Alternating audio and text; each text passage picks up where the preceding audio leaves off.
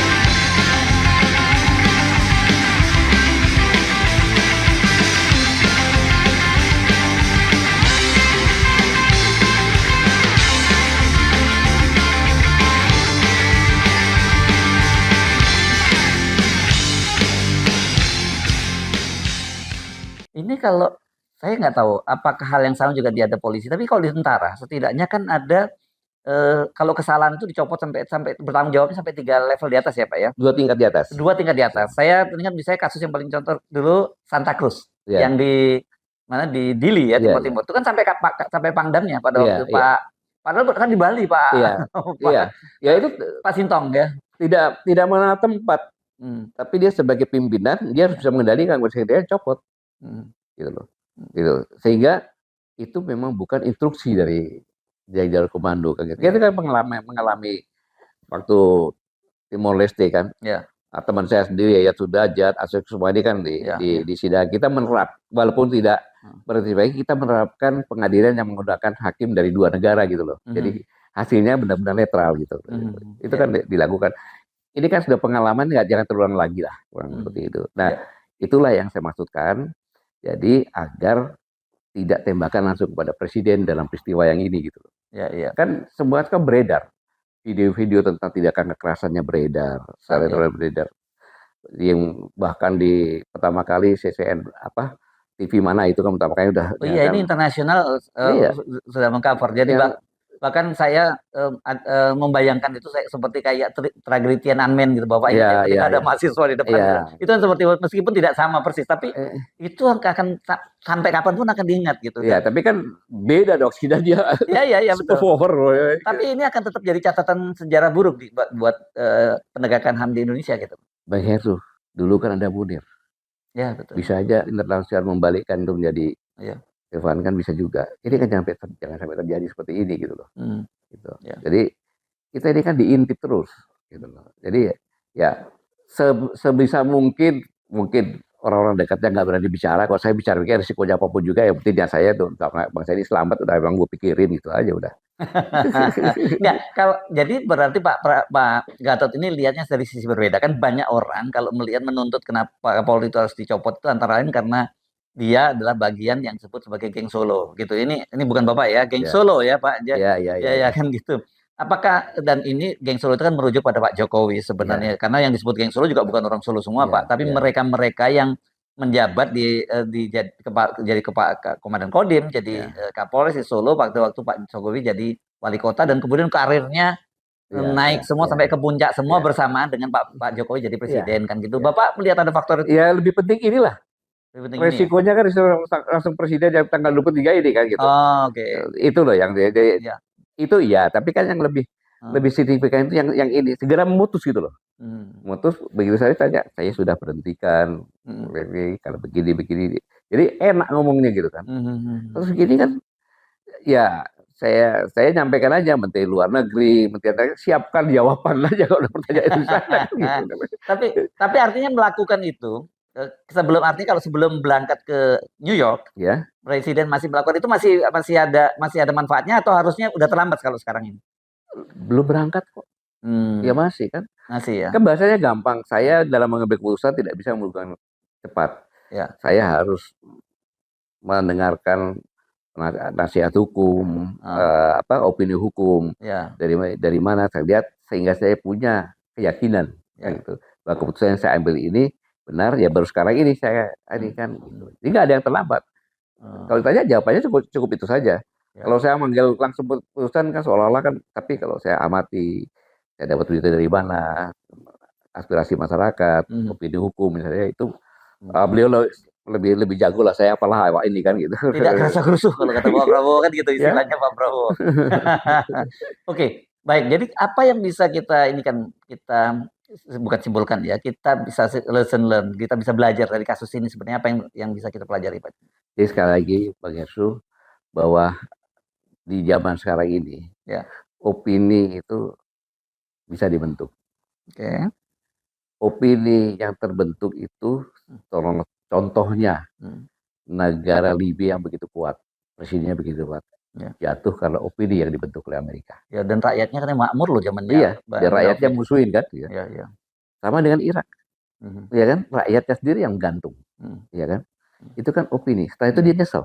nyesal. Ya. Ya. Kita masuk dalam killing ground opini seperti ini kalau kita tidak cepat sadar, Hmm, kayak gitu. Apa ya saya katakan tadi, TNI akan dipisahkan dengan rakyat hmm. dengan framing melakukan provokator yang membuat seolah provokator ujung-ujungnya yang merencanakan yang membuat kekacauan ini Kekacauan adalah adalah TNI. TNI Ya. kan gitu. Hmm, Itu TNI sudutkan berarti apa, rakyat akan marah sama TNI kan mhm. gitu. Framing itu yang dibuat habis itu masuk kan gampang, Ya. TNI sudah lumpuh nih, lu masuk gak ada yang bela ini. Sekarang kekuatan inti Indonesia Hmm, ya, hmm, kekuatan ini udah terbelah hmm. kan gitu, silakan masuk. Ya. Boleh dong saya mengatakan kewaspadaan seperti ini kan. Oh, ini kalau itu berarti Bapak ada mencurigai asing dong, karena banyak yang membantah bahwa ini ada. Saya tidak mencurigai, Hmm, tetapi belajar dari oh, peristiwa-peristiwa yang lain hmm. bisa saja dimanfaatkan kalau dia. Oh, oke. Iya kan? Mereka lihat loh. Sekarang TNI udah nggak sama-sama rakyat lagi nih. Hmm, Indonesia udah lemah. hmm, Kayak gitu. Kapan lagi punya peluang seperti ini? hmm. Bisa dong berpikiran seperti itu. Gitu.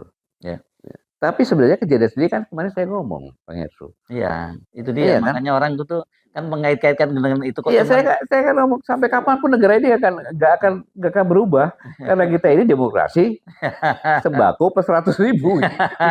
Ini makanya sepekan ngomong Jogja kok tiba-tiba kayak begini. Nah, tapi saya tergoda ini Pak Gatot dari tadi kok saya sudah menduga-duga biasanya pasti ke sini nih. Ini kan bulan September nih Pak Gatot. Apa ada kaitannya nggak nih dengan bulan September ini? Ya, pertanyaan itulah yang tepat saya bilang gitu kan. Nah, keluar juga kan ini akhirnya kan? Iya kan? Ya. Ya, ya kesempatan ini kan ada juga. Hmm. Kita harus waspada di bulan-bulan seperti ini. Ya. Ya kan? Hmm. Karena kan kejadian selalu berulang.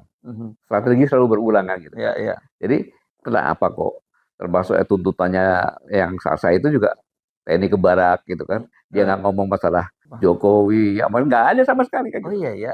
Itu di 17.8. Iya, 17.8 itu coba lihat. Nggak ada. Nggak ada ya Jokowi ya? Loh, seharusnya kan dia ngomong kan. Yang kerusakan semacam ini semuanya ini bukan Iya. siapa-siapa. Iya, Ya kan? iya. Mulai dari undang-undang KPK, ya kan? Terus Cipta Kerja, Ya. ya kan? Disabotase dengan RUU, dikuatkan dengan undang-undang lagi nomor 10 kan gitu. Terus kegiatan apa? Kanjuruhan, ya kan? Kanjuruhan. Kilometer ini, Kilometer ya kan? 50. Iya, jadi kemudian ini pajak yang 11-12%, Ya, ya. kemewahan tunjangan yang mewah di DPR. Ya. Itu kan semuanya Jokowi yang rusak ini dia nggak sebut itu. Oke, tapi yang lain-lain oke lah ya Pak ya. Iya oke lah, ya kan, Terus ujung-ujung TNI. Oh, oke jadi Bapak nggak setuju yang di situ ya? Iya, ujungnya TNI kan gitu kan. Ya nyambung dengan ini kan. Ya. Boleh lah gue bertanya ada apa ini kan? Oke. Iya kan, gitu. Apalagi ini di bulan September. Ya saya hanya pesan waspada saja lah. Gitu. Waspada untuk menghadapi segala kemungkinan gitu aja. Ya. Tapi bacaan Bapak ini peristiwa ini apakah ini hanya meredasinya atau ada potensi itu masih akan terulang lagi kalau dalam situasi sekarang? Karena kemarin dari diskusi kita kan sebenarnya kenapa kemudian ini peristiwa terjadi antara lain faktor ketimpangan yang luar biasa. Bung Hersu, di Indonesia ini kan gini rasionya 3,8. Yes. Di Jakarta ini 4. Tinggi ya itu. Iya, jadi tinggi. Ya. Maka ketimpangan rasio tinggi kan mudah terbakar gitu. Nah, Ya. inilah yang menyebabkan mudah terbakar. Tetapi ada lagi, kita ini kan sudah krisis finansial, kalau dikatakan. Yes. Pengeluaran pajak hanya 8,5% dari PDB. Itu pun kurang lebih 30-nya untuk bayar hutang. Secara fiskal jadi APBN kita berat ya. Iya, berat kan gitu. Moneter sedang menurun. Kalau tidak ada kiat-kiat berat. Nah, kiat-kiat itu bukan hanya sekedar di ekonomi, Bung Hersu. Ya. Tapi juga di keamanan juga. Bayangin aja sekarang pabrik dipalakin segala macam. Orang lapar malak-malakin. Preman-preman segala macam kan. Orang bangun harus turun barang kena dari masyarakat sekitarnya. Jadi saya menghitung waktu itu kos logistik industri ini di Indonesia ini berkisar antara 23-27%. Wow. Udah jadi itu udah komponen yang HPP-nya masuk di situ ya, berarti ya. Iya. Mahal banget ya produk. Bagaimana kita mau bersaing? Ya. Kan gitu. Bagaimana kita mau bersaing? Sedangkan Cina semuanya malah dapat kompensasi. Ya. Iya kan? Sudah mungkin cuma hitungannya 3-5% dapat kompensasi lagi. Ya. Maka jangan heran kita punya pabrik marmer di sini, ya kan China beli marmer dengan gibi-gibi kan. Begitu pulang ke sini harga marmer lebih bagus dan lebih murah yang dari China. Ya. Akhirnya marmer itu Tulungagung dia nggak buat lagi lantai. Apa, Pak? Ya sekarang kalah sama Cina yang beli kubikannya. Jadi dia buat meja, itu nyata itu. Ya. Jadi artinya sebenarnya kita tidak bisa hanya mengutamakan pendekatan keamanan selama persoalan kesenjangan tadi, persoalan ekonomi tadi nggak diberesin gitu ya. Berat. Itu PR. Ketika krisis finansial dan krisis moneter menjadi satu, nggak bisa diapa-apain. Orang lapar. Dan kalau ngomong dulu itu kan kalau ngomongin komunisme pertentangan kelas itu yang jadi modal mereka. Modal mereka kan gitu kan. Ya, jualan mereka itu kan. Iya kan. Saya bilang kemiskinan kamu bayar saya. Iya.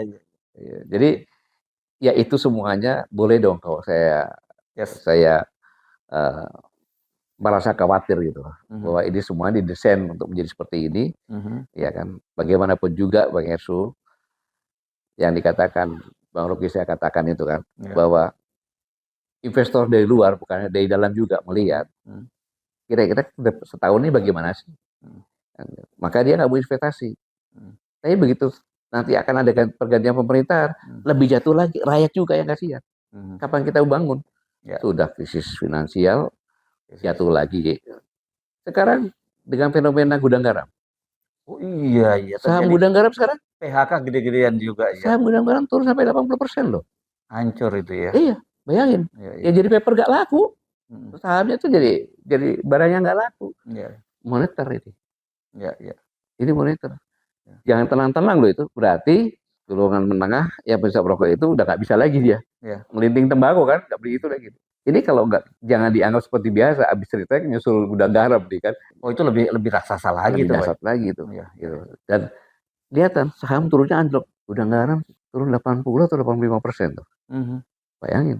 Ini kan harus diamati secara sesama menjadi suatu kesimpulan bahasa yang harus kita benar-benar kita waspadai, jangan menambah beban lagi gitu. Apa yang Bapak khawatirkan? Disintegrasi. Teori bukan ya. Presiden yang dipilih secara langsung. Dia tidak bisa jatuhkan dengan demo besar-besar bagaimana nggak bisa. Tetapi kalau kepercayaan, nah sekarang kan kepercayaan kepada presiden kan berkurang gara-gara sabotase struktural itu kan. Tetapi kalau krisis finansial dan moneter menjadi satu, menjadi krisis ekonomi, bersama-sama dengan itu, bersama ketemu krisis politik, nggak bisa yang tahan. Bang Hersu pulang nih, di rumah anak-anak pada nangis semuanya kan. Terus istri Bang Hersu masak air putih aja masak. Maka apa itu? Nggak ada makanan. Terus kok bohongin anak-anak? Saya bilang saya masak sayur padahal air putih. Terus apa Bang Hersu? Keluar lagi dong. Lihat temennya sama juga kayak gitu. Apa? Ngerampok. Jarah. Iya, jarah ngerampok. Iya. Saya bukan memperoleh bukan, tapi ini memang kebutuhan hidup. Nah ini jangan sampai terjadi seperti ini gitu. Dan ada kepercayaan dengan krisis itu bersama-sama. Dan sebagai TNI Bapak merasa bahwa TNI itu salah satu tulang punggungnya ya untuk mempertahankan kesatuan negara ini.